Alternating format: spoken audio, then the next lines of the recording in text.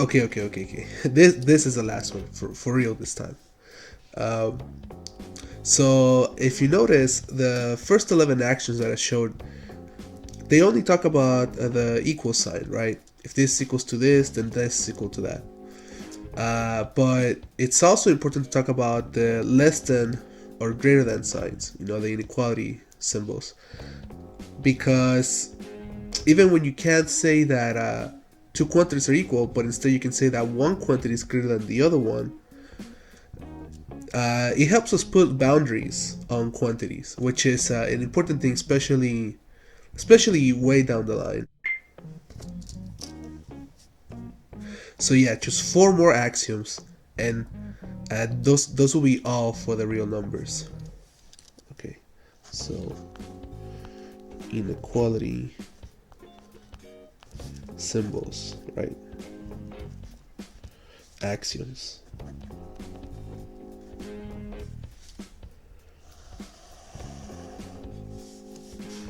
Okay, so the very important one is this thing called the trichotomy law. Trichotomy law. So it states something really important. If x and y are real numbers, then exactly one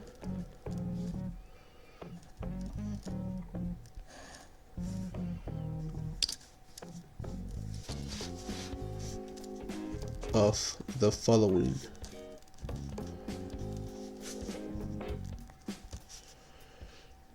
is true. So if you have two, if you have two real numbers, then one option is that x is less than y. Second option is that maybe they're equal, x is equal to y. And then the third option is that x is greater than y. And just for reference, right? I mean, if you ever never liked the less than or greater than signs, well, the only thing to remember really is that so it's either this sign or this sign, right? Well, the only thing to remember is that the number that's next to the open part, or the 2 point part, means that's the greater part, and then the number that's next to the pointy part of the triangle, that's the lesser one, right? So yeah, when you're looking at this, x is the one that's less, but when you look at it like that, again, maybe you can think of it, it's pointing this way, so then wherever it's pointing to, that's the lesser one, right? All right, so just clear, a quick clarification. Okay, let's introduce the other axioms.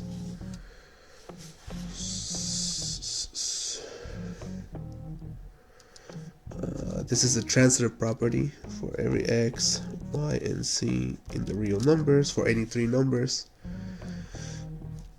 If x is less than y and y is less than z, then we can say x is less than z. Again, right, this is a very statement, you could say, right? That, but it's not really provable, so we need it as an axiom. 2 for every x, y, and z in the real numbers.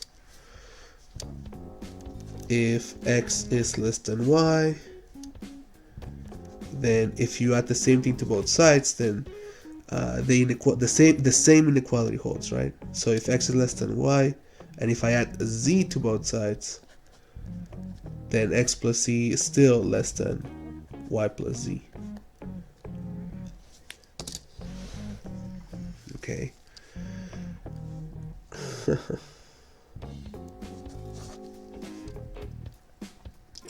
Alright. For every x, y, and z in the real numbers, if x is less than y and z is specifically greater than 0, so positive. So here we said if we add the same thing to both sides, it stays the same. Here we want to say the same thing about multiplication, right? If we multiply the same thing to both sides, it stays the same. But this only works when the thing you're multiplying to both sides is positive. So yeah, if x is less than y and z is greater than 0, then x times z is less than y times z. Okay, so these are the three that we're gonna use.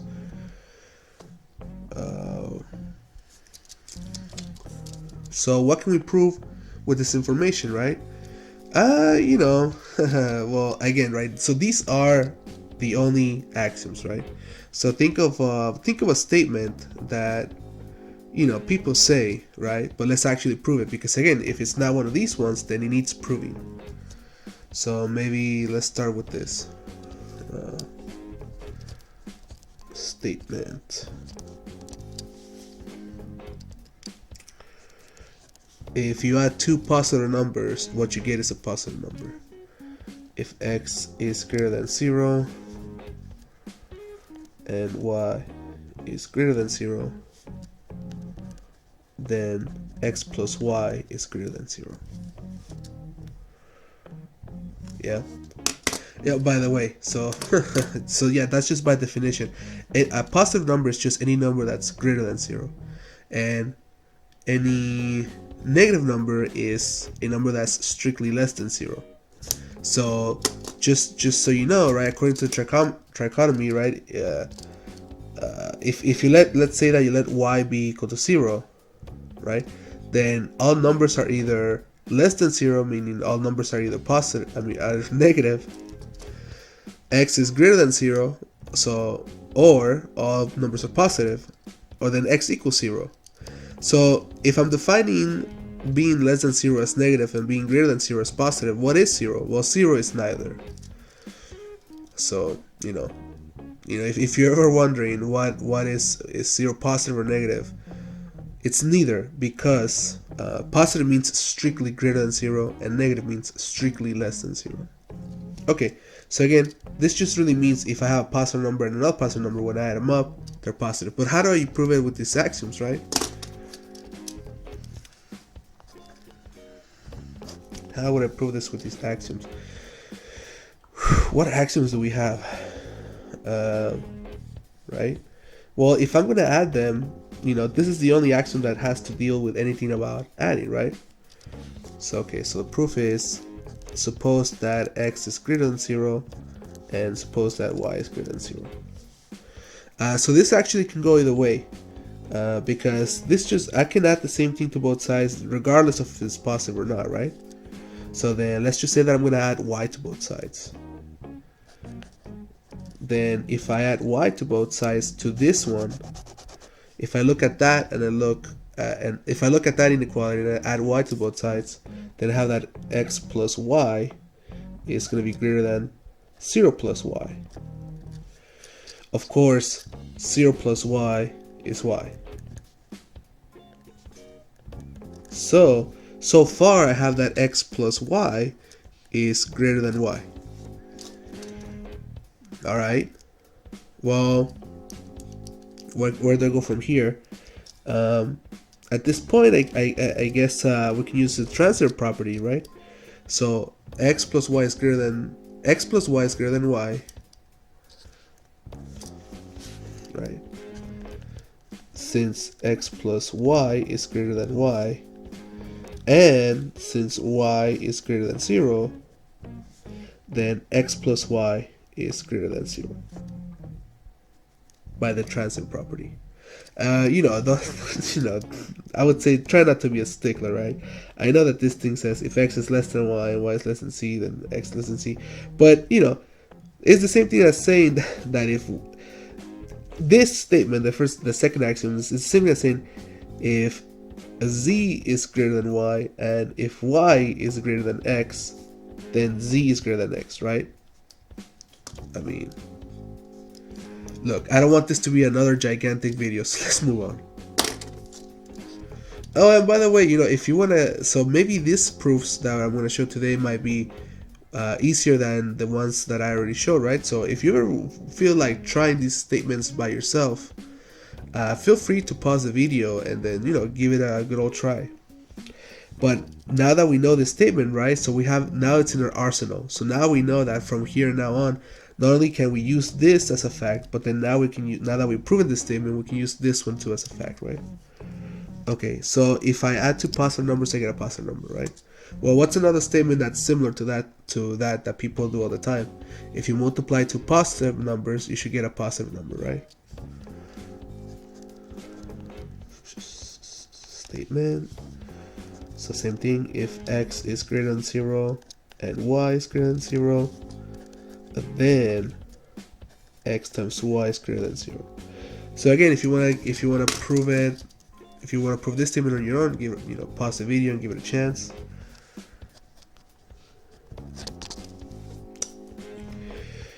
And if you tried it and you don't know what to do, well, let's see if I know what to do, right? Well, x is greater than 0, 1, 0, then x. So this new statement that we prove only talks about adding. So far now we have two statements that have to do with adding, right? But this has nothing to do with multiplication. This has nothing to do with multiplication. The only thing we have is here for multiplication, right? So it says that if a number is less than a different number, and you have a third number that's positive, then you can add them, and it retains the same sign. Well, I would say that for example, so let x be greater than 0 and y be greater than 0, right? Well, the way it looks to me is that maybe I can say that these two are my two numbers that I'm comparing, and then my y greater than 0 is going to be the number I'm going to multiply, right? So since x is greater than 0, right? This is like I'm using this, right? And since y is greater than 0, but now this time my y really is, I'm using this fact right here. What I'm saying is that, yeah, axiom 4 says if you multiply a positive number to both sides, it retains the same sign. So since x is greater than 0 and since y is greater than 0, yeah, say that I multiply y to both sides, then x times y should still be greater than 0 times y. And luckily 0 times y equals 0. So what do I end up with? That x times y is greater than 0, right? So x times y is strictly greater than 0. And yeah, it might seem simple, but again, you know what? Give it your own shot. See if you can actually figure it out how to do it. And again, you might be able to prove this statement different from the way that I'm proving it. That's completely fine. But again, you might look at me doing this and you might think, oh, child's play. And it might very well be, but you won't really know unless you give it a chance, right? So, okay, what other things do people say about numbers, right? Well, this one is a very important one. This following statement is really important. Statement.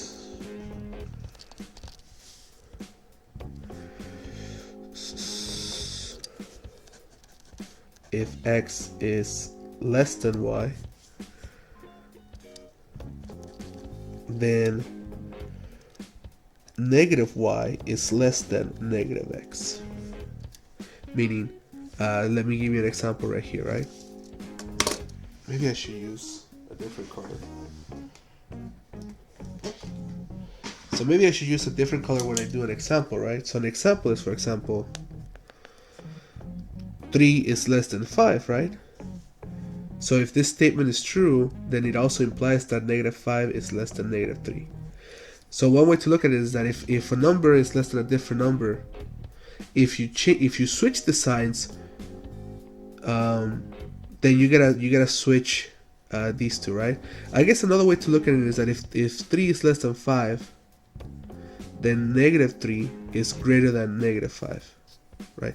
So again, this thing is really equivalent to that, right? But I'm just writing it this way because now it's a different perspective, right? So I'm saying that if 3 is less than 5, then you could either say one of two things, that negative 5 is now less than 3, meaning you retain the sign, but you switch these two, and not only did you switch these two, but you made them both negative, right? Or you could say if 3 is less than 5, now make them both negative, and you can keep the 3 on the left, the 5 on the right, but then now switch the inequality sign to the other one, right? So that's really what we're going to be proving by proving this statement, right? What's going on here. So again, this is going to be a new ability that we're going to gain, right? So how do we prove this? So actually, you might be thinking, well, I mean, I keep talking about making them negative, and we already know that negative numbers are just -1 times the positive version of it, right? But multiplying by -1 is tricky, right? Because again, the only axiom we have about multiplying is that, yeah, if you multiply by a positive number, then you retain the sign, right? But we don't know anything about what happens if you multiply by a negative number, right? We don't know that yet. So how do we prove this instead? So again, see if you can think it on your own. How would you prove it, right? But I think honestly, this is a magnificent idea. We'll see if you catch it, right? Okay, in case you already paused the video and you couldn't solve this, right? Again, you're gonna see this idea and it's gonna be genius, I think. Okay, so the only thing that we know is that x is less than y, right? So suppose, or let x be less than y, right? How do we get there, right? Here's the genius idea, right? I will add negative x plus negative y. So add negative x plus negative y to both sides. And I put in an exclamation mark, even though you can't tell, because it is that great of an idea. Who would have thought? Add this to both sides, and you'll get what you want. Well, will you? Let's see, right?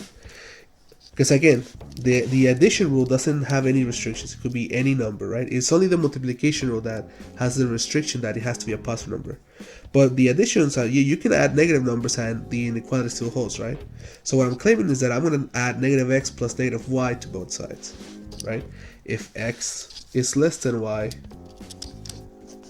then x plus negative x plus negative y, again, you can put a big parenthesis just to signify, yeah, I'm adding one thing, supposedly, right? But if x is less than y, then x plus this quantity should still be less than y plus the same quantity, negative x plus negative y. Again, I'm really just saying x plus negative x plus negative y is less than y plus negative x plus negative y. And again, right, this is where we use the axiom of that addition. You can shuffle things around and it's still the same. So in this side, x plus negative x just equals 0, right? So 0 plus negative y is less than. And what I'm saying, shuffle these two. Right? Y plus negative y plus a negative x, right? And I shuffle these two because they're going to cancel. So I'm going to end up with that negative y is less than 0 plus negative x, which is negative x. And that's what we wanted, right? That was the end goal. So yeah, if you try to prove that statement, were you able to do it by yourself? Let me know. Did you try something else and it worked? I'm interested to know. So yeah, this statement is extremely powerful because maybe before we prove that statement, and I was asking you, what's another thing that people say? Well, one thing that people say is that, okay, if a number is positive,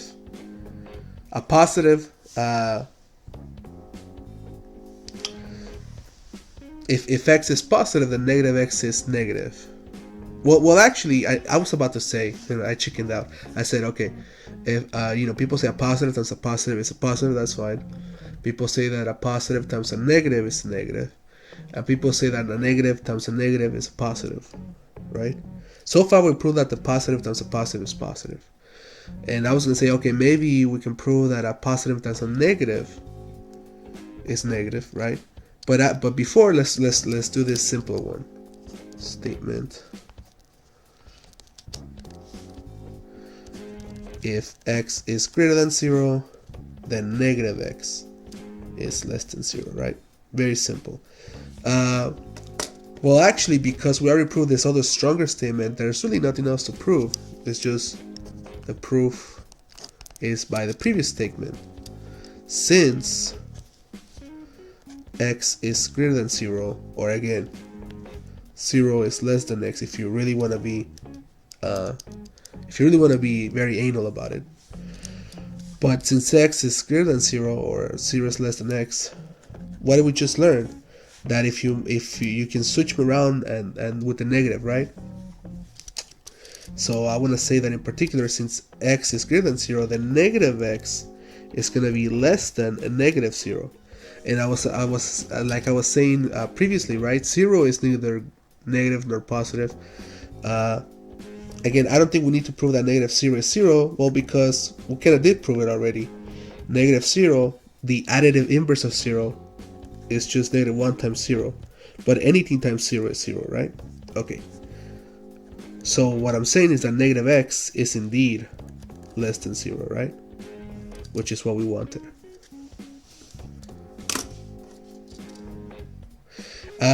Might as well just do it. We'll just say it, even though it's just the exact same thing. Statement. Well, now the opposite. If x is a negative number, if x is less than 0, then a negative x is greater than 0. So again, whereas this statement, you might have looked at it and thought, well, yeah, it's obvious, right? Think about what this means. Because x sometimes is going to be an unknown, right? A variable. And if you just so happen to know that your variable is negative, well, then you can claim in the future that negative x is going to be able to be positive. Again, I'm telling you, it might not look like a big deal, but it might come handy, right? But as far as the proof goes, yeah, I'm sure you can do this proof yourself. So I'm just gonna, it's the exact same thing, right? The exact same thing. Let x be less than 0. Then again, by this strong statement, then negative x is greater than negative 0, which again, we already talked about. Negative 0 is just 0. So negative x is greater than 0.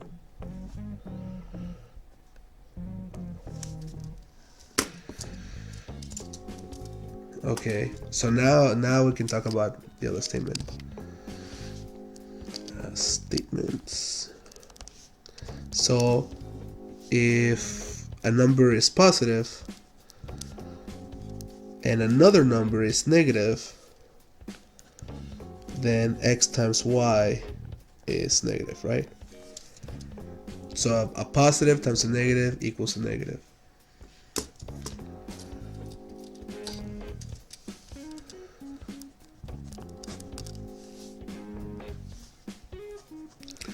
Let x be greater than 0 and y be less than 0.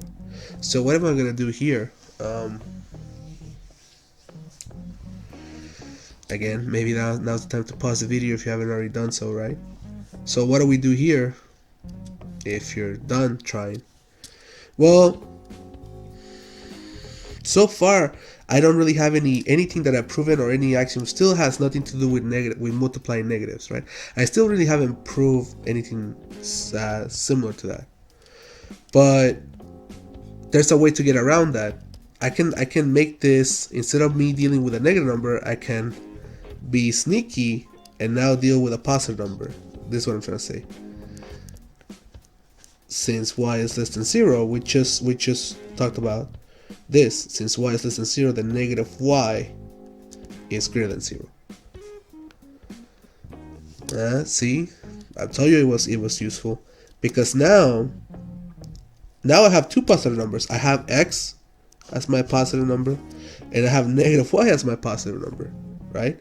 So since x is greater than 0 and negative y is greater than 0, then x times negative y should still be greater than 0. See? You can't argue with me here, right? Since x is greater than 0, and since negative y is greater than 0, again, I'm putting parentheses to kind of respect each number. X times negative y needs to be greater than 0. I'm just noticing that this red ink is probably not good with my blurry camera. But okay, let's continue. So what have we learned? X times negative y. Well, again, x times negative y. Let's use what we proved yesterday. It's just really x times a negative 1 times y. So it's just really negative 1 times xy. So it's just negative xy. So I can make this claim from here to here with things that we proved yesterday, from here to here with things that we proved yesterday, here to here with things that we proved yesterday. So what have we said? We've said that negative xy was what? Greater than 0, right? If negative xy is greater than 0, so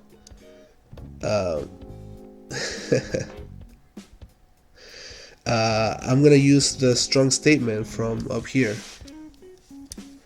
How am I gonna use it? Well, I'm gonna use it this way. If negative xy is greater than 0, then negative xy is less than negative 0, which is 0.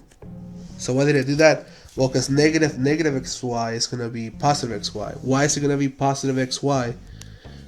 Well, I mean, again, from the things that we learned yesterday, this is just negative 1 times a negative 1 times xy less than 0. Right? Negative, again, do the math on your own, on your head, right? Negative xy, from what we learned in the previous video, is just negative 1 times negative 1. Eventually, again, maybe you can accuse me right here, right now, that I'm skipping a lot of steps. I don't know if it's a lot, but yeah, eventually, right? You can, from what we learned previously, negative xy will come out to be eventually equal to negative 1 times negative 1 xy. Well, what else did we learn? That negative 1 times negative 1 is positive 1, right? So then positive 1 times xy, 1 times anything is what you're multiplying 1 by. So I'm saying that, yeah, we ended up where we wanted to. Xy is less than 0. Yeah, again, I apologize for the blurry camera, but especially since I'm using red ink right now. But hopefully you're following along with what I'm saying, even though I know my accent can be a little troublesome, right? Alright, I don't really want to end it there, so let's well, at least I want to prove two more things, really.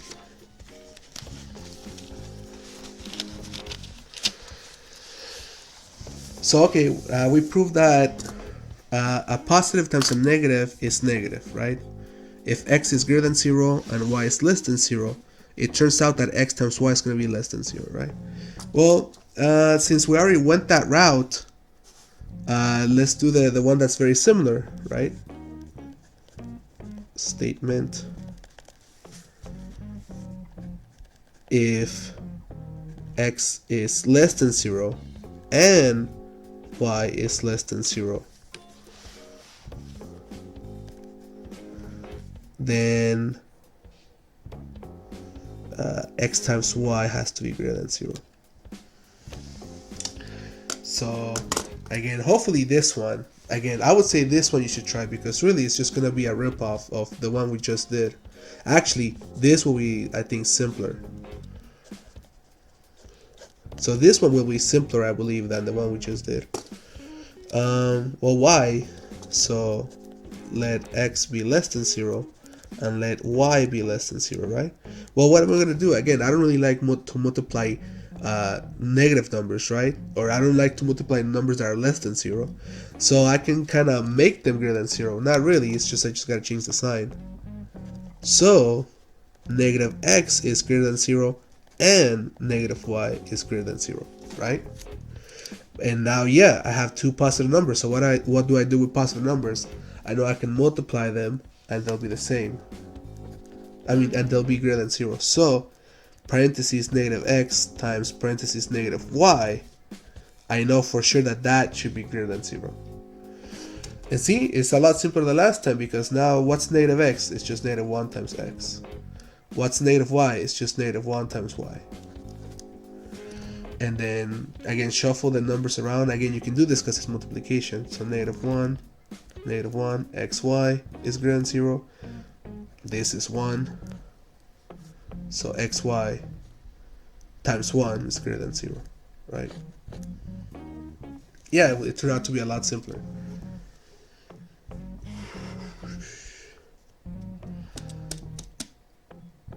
Now notice that on the previous one, right? The whole thing about if x is less than y, then negative x is greater than negative y, right?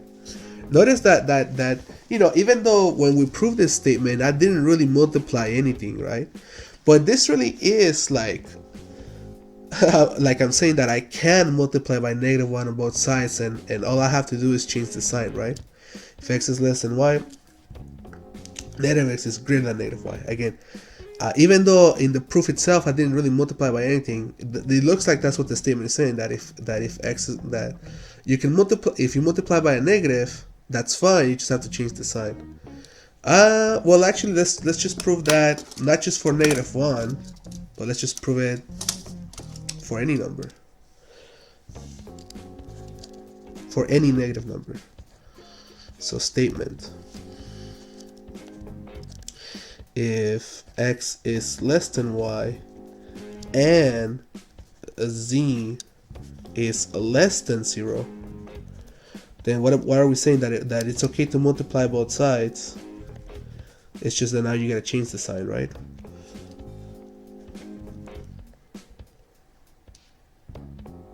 So again, and we're saying that this is going to be not just for negative 1, but just for any negative number. If x is less than y and z is a negative number, yeah, multiply both sides by the same thing, but now all you got to do is change the sign. Again, maybe this one might be challenging, so again, maybe pause the video, give it a shot. So how do we start? The only thing we know is that x is less than y and that z is a negative number, right? That's the only things we know so far. Alright, so if you tried it and you didn't have any luck, or if you tried it and you did have some luck and you're trying to compare, here's what I'm gonna do. Again, the same thing that seems to be happening is that I just don't want multiply by negatives, right? So of course I'm gonna say that negative z is greater than 0.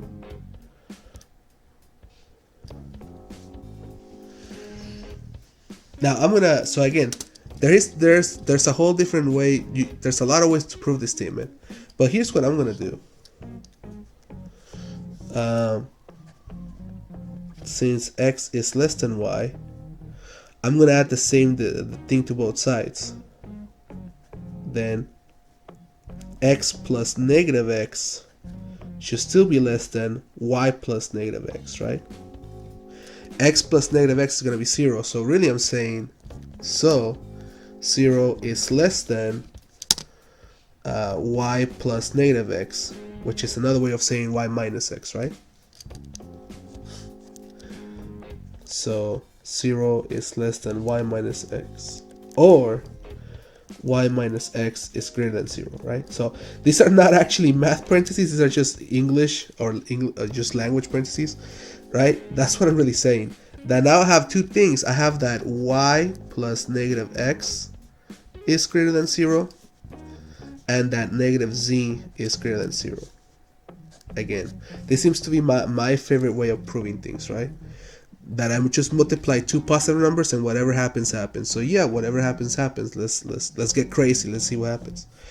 So if this quantity is greater than 0 and that quantity is greater than 0, multiply them.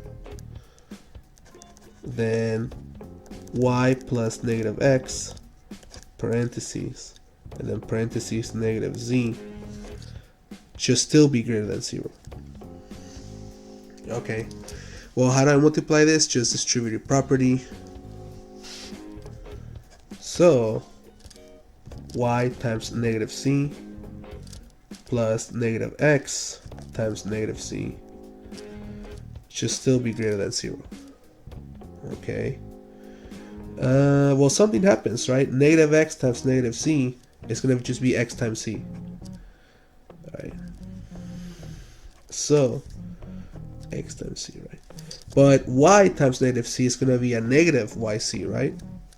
So again, one way or another, you're gonna end up that we have xz minus yz greater than 0, right? Well, what am I gonna do now? I'm gonna add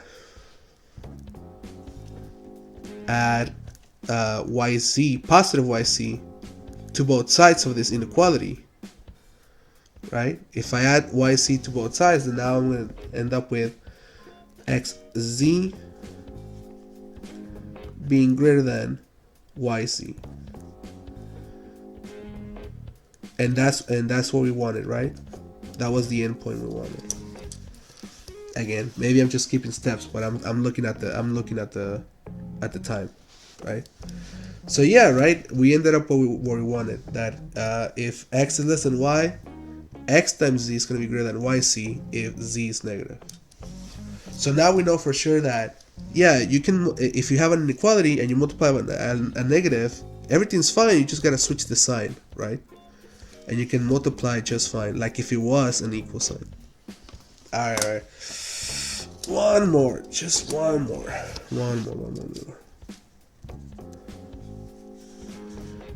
Statement. I hope you're having fun. Again, how are you having? Hopefully you're trying them. You know, it's okay to challenge yourself from time to time. If x is greater than 0, then the multiplicative inverse, 1 over x, is greater than 0. If x is greater than 0, then 1 over x needs to be greater than 0.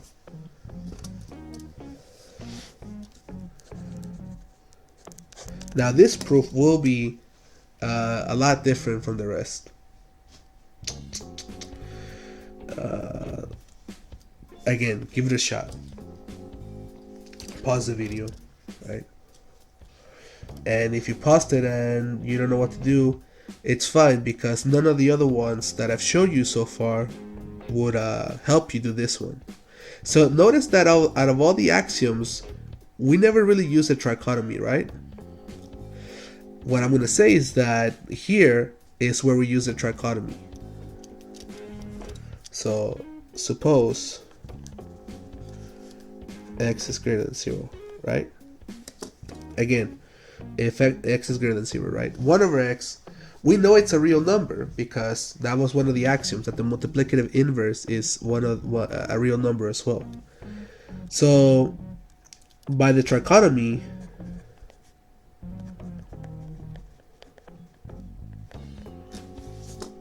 only one of these ones is going to be true. Only one will hold. So, meaning that the statement holds. Well, how am I using trichotomy? Well, 1 over x, right? So, since 1 over x is a real number, again by the axioms, and of course 0 is a number, real number, then the trichotomy says that exactly one of these ones is going to be correct. Now 1 over x is less than 0, that 1 over x is equal to 0, and that 1 over x is strictly greater than 0. So the trichotomy guarantees me that one of these three will be true. And of course, you know, we're looking at the future. The one that we hope is true is 1 over x. Well, it's not that we hope that it's going to be true. What we need to do at this point is show that this one is impossible and show that this one is impossible. If we show that option A is impossible, and if we show that option B is impossible, then by the trichotomy, it has to be that 1 over x is greater than 0. Okay, well maybe let's start with the easy one. Part 1. uh, 1 over x equals 0 is impossible, right? Or 1 over x is not equal to 0. It's a different way to put it. Well, why? Why does that have to be? Right? So the way that we're gonna prove is, again, I really haven't gotten into proof. So far every proof I've done, they're valid proofs that I've done, but they're very direct, you know. And like I can start at here and do some algebraic manipulation and end up here, right? But proving things sometimes can be way more complicated than that. So how do I prove that 1 over x is impossible? Well, by showing that you would get a contradiction. That you will get something that's not true. So if 1 over x happens to be 0, right? If 1 over x is 0, well, again, 1 over x is just the multiplicative identity. So then the multiplicative inverse of x. So what would happen if I multiply x to both sides? So if this really is equal to that, according to the axioms of real numbers, x times 1 over x should still be equal to x times 0, right? If I multiply the same thing to both sides, then they're still equal, right? But what happens? X times 1 over x by definition needs to be 1. That on the left hand side of the equation, this is equal to 1. But on the right hand side of the equation, we already said 0 times anything is 0. So if 1 over x equals 0, if you multiply by x both sides, you get that 1 equals 0.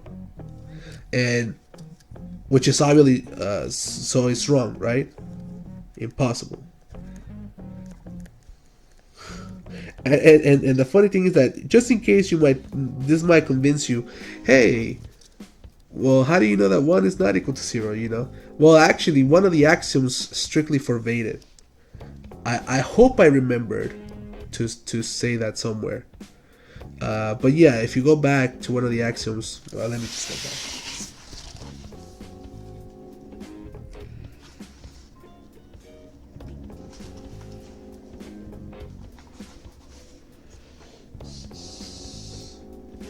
Yeah, axiom number 8 said specifically, by the way, 1 is definitely not equal to 0. So this is what I'm saying, right?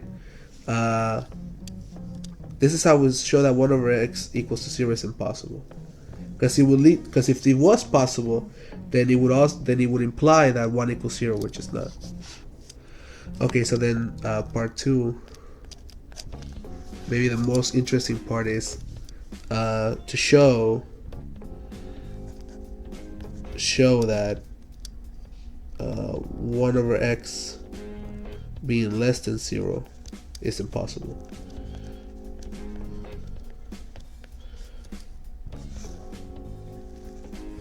Well, I think the idea is the same, right? Well, what would happen if it was true? If 1 over x really was less than 0, right? If 1 over x really is less than 0, and since x is greater than 0, right? From the axioms, we know that if you multiply a positive number to both sides, it doesn't change the sign. Then 1 over x times x should still be less than 0 times x, right? If 1 over x is less than 0 and x is greater than 0, then if you multiply a positive to both sides, the inequality stays the same. But again, what do we get now? Now we have that 1 over x times x, which is 1, is less than, what do you get when you multiply 0 times x? 0. So again, right? Not true. Impossible. In the future, instead of saying impossible, I would say contradiction, but we're not there yet. We're not ready for me to say contradiction. Again, right? If 1 over x really was less than 0, then it forces one itself to be less than 0, which it's not. Again, look at a number line, right? I guess I never really said that, right? But I guess it's kind of implied, right? I mean, if I say that x is less than y, I'm just saying that no matter where on a number line, like if y is here, then x has to be somewhere on the left. Could be here, or could be here, or could be here, right? That's what it means for x to be less than y. X could be here. If I say that a is greater than b, right, and if I say that b is right here, well, if a is greater, then now a has to be somewhere on the right side, right? No, that's what equality means. So that's what I'm saying, that 1 is less than 0. Obviously, if you look at a number line, 0 is always here, and 1 has to be here. I mean, assuming this is the positive side and these are the negative numbers, right? So of course, like I said, 1 being less than 0 doesn't make sense, right? Obviously, 1 is greater than 0. So that's really the proof, right? So that's really proof because in conclusion, maybe I should write over here. In conclusion, since 1 over x being less than 0 and 1 over x being equal to 0 are impossible, because you get a contradiction, really, then it must be by trichotomy that 1 over x is greater than 0. Check mark. Alright, so again, somehow this turned out to be even bigger video, right? So I'm just gonna leave you with this one. I'm not gonna prove it because I need to go, right? But statement, what did we prove? We took all that time just to prove that if x is a positive number, then 1 over x is also positive. So what's the other thing that makes sense to try to prove, right? If x is a negative number instead, then 1 over x should be negative. And maybe this is the more interesting statement, right? I'm saying that, for example, since negative 3 is negative, 1 over negative 3 also needs to be negative, right? And this seems to be less clear cut than the previous statement of if x is positive, 1 over x is positive, right? This maybe looks a little bit more interesting, right? If you have any negative number, 1 over that negative number is still negative. But I believe in you. Give it a shot. See if put it down in the comments. See what you think of this one. I'm sorry I dropped so much to you in these past 3 videos, but yeah, now we know what we can and cannot do in algebra. So again, this is really just this I guess this was just a play for me to tell you what is a legal move and what's an illegal move in algebra, right? So now you can try to manipulate your way when you're doing algebra, whether you have an equal sign or a greater than or less than sign. Now you know which statements are correct to make and which statements are not correct to make. Not only that, now you have the power to try to prove new statements. Ask yourself, people say, oh, you can do this and you can do that. Can I actually prove what they're saying? Well, now you know how to prove them, right? And again, the last thing I'm going to say is that the reason why I did so many proofs is that if you see a proof, you see it once and you think, okay, I think that made sense. If you see multiple proofs over and over, you kind of get the hang of it. And like I said, maybe, and like I said in my first video, eventually in the future, I do want you guys to think like mathematicians, right? So especially if you're thinking maybe of becoming one, the proof part of every statement I did is the nitty gritty that mathematicians do. All right, hopefully it's fun, because it is fun for me. But again, I'm a math major, so of course I'm weird. All right. Yeah, I don't. I'll make you guys not suffer anymore. Leave a like, drop a comment, tell you people about me. See you later.